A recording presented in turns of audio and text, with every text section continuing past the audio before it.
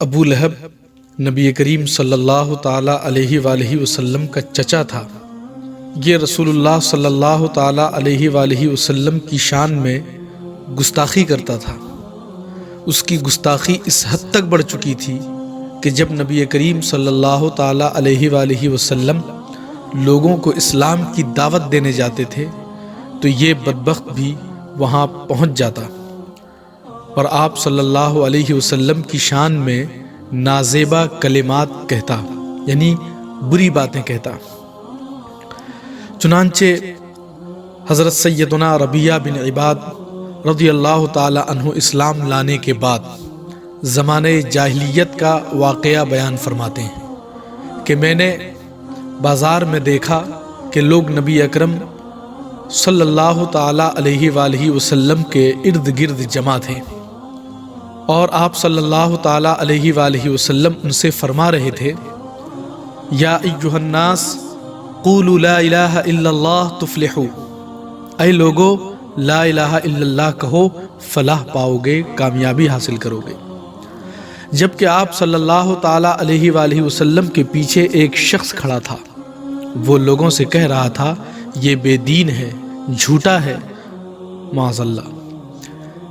یہ ابو جہل رسول اکرم صلی اللہ تعالی علیہ وآلہ وسلم کو بے دین اور جھوٹا کہہ رہا تھا۔ آپ صلی اللہ علیہ وسلم جہاں جاتے یہ بھی پیچھے پیچھے جاتا۔ تو راوی فرماتے ہیں کہ میں نے لوگوں سے اس شخص کے بارے میں پوچھا کہ یہ کون ہے، تو انہوں نے بتایا کہ یہ آپ صلی اللہ تعالی علیہ وآلہ وسلم کا چچا ابو لہب ہے۔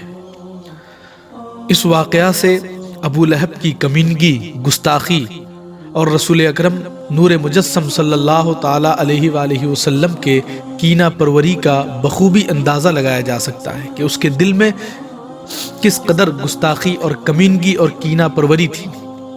مگر یہ ایک قابل تسلیم حقیقت ہے کہ گستاخ رسول کو بالآخر بھیانک انجام سے دوچار ہونا پڑتا ہے۔ ابو لہب کے ساتھ بھی کچھ ایسا ہی ہوا اور اللہ عز و جل نے اسے رہتی دنیا کے لیے عبرت کا نشان بنا دیا۔ چنانچہ غزوہ بدر کے بعد اللہ عز و جل نے ابو لہب کو ایک ایسی بیماری میں مبتلا کر دیا جس کے بعد وہ صرف 7 دن ہی زندہ رہا اور پھر ہلاک ہو گیا۔ ابو لہب کی ہلاکت کے بعد اس کے بیٹوں نے اسے یوں ہی پڑے رہنے دیا اور 3 دن تک دفن ہی نہ کیا، یعنی زمین میں گاڑا ہی نہیں، یہاں تک کہ اس کی لاش سے بدبو آنے لگی۔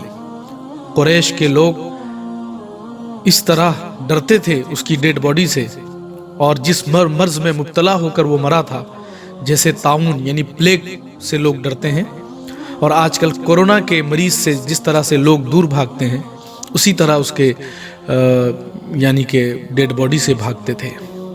آخرکار قبیلہ قریش کے ایک آدمی نے اس کے بیٹوں سے کہا، تمہارا بیڑا غرق ہو، کیا تمہیں شرم نہیں آتی کہ تمہارا باپ گھر میں پڑا سڑ رہا ہے اور تم ہو کہ اسے دفن نہیں کرتے؟ وہ کہنے لگے، ہمیں ڈر ہے کہ اس کی بیماری کہیں ہمارے ہی گلے نہ پڑ جائے۔ اس شخص نے کہا، چلو میں اس کام میں تمہاری مدد کرتا ہوں۔ پھر ان سب نے غسل کے نام پر دور ہی سے اس پر پانی پھینک دیا اور کوئی بھی اس کے قریب نہ گیا۔ اس کے بعد اسے اٹھا کر مکہ کی وادی کے بالائی حصے کی طرف لے گئے، جہاں اسے ایک دیوار کے سہارے کھڑا کیا اور اس پر پتھر پھینکتے رہے، یہاں تک کہ وہ ان پتھروں کے نیچے ہی دفن ہو گیا۔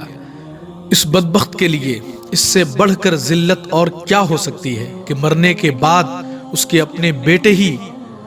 اپنے ہی بیٹوں نے اس کی لاش کو دفن کرنے کے بجائے گلنے سڑنے کے لیے چھوڑ دیا، اور 3 دن بعد بھی صرف اور صرف اس وجہ سے اس کے غسل و دفن کا انتظام کیا کہ لوگ کیا کہیں گے۔ یقیناً رسول کریم صلی اللہ تعالی علیہ وآلہ وسلم کی بارگاہ عظیم میں بے ادبی کرنے والے بدبختوں کو نہ چین کی موت نصیب ہوتی ہے اور نہ ہی ان کی ہلاکت پر کسی آنکھ سے آنسو ٹپکتا ہے، اور پھر یہ تو صرف دنیا کا عذاب ہے، اسی سے جان نہ چھوٹے گی، بلکہ مرنے کے بعد قبر کا دردناک عذاب اور پھر جہنم کی ہولناک سزاؤں کو ہمیشہ کے لیے جھیلنا ہوگا۔ ابھی 4 اکتوبر 2021 کی یہ خبر ہے۔ سویڈن کا کارٹونسٹ لارس ولکس، جس ملعون و مردود نے ہمارے رسول صلی اللہ علیہ وسلم کا خاکہ اسکیچ بنایا تھا، اس کی ایک سڑک حادثے میں موت ہو گئی، جس کی عمر 75 سال کی تھی۔ یہ حادثہ یا یہ ایکسیڈنٹ اتوار 3 اکتوبر 2021 یعنی پچھلے ہفتہ ہی اس وقت پیش آیا جب وہ پولیس کی سیکیورٹی میں کہیں جا رہا تھا۔ 2007 میں اس خبیث نے کارٹون شائع کر کے دنیا بھر کے عاشقان رسول کے دلوں کو چوٹ پہنچایا تھا۔ بلا شبہ یہ توہین رسالت ہے۔ حادثے کے بعد بڑے پیمانے پر آگ بھڑک اٹھی اور کئی امدادی گاڑیاں موقع پر پہنچ گئیں، مگر آگ پر قابو نہیں پا سکے۔ یہ ہے گستاخ رسول کا انجام۔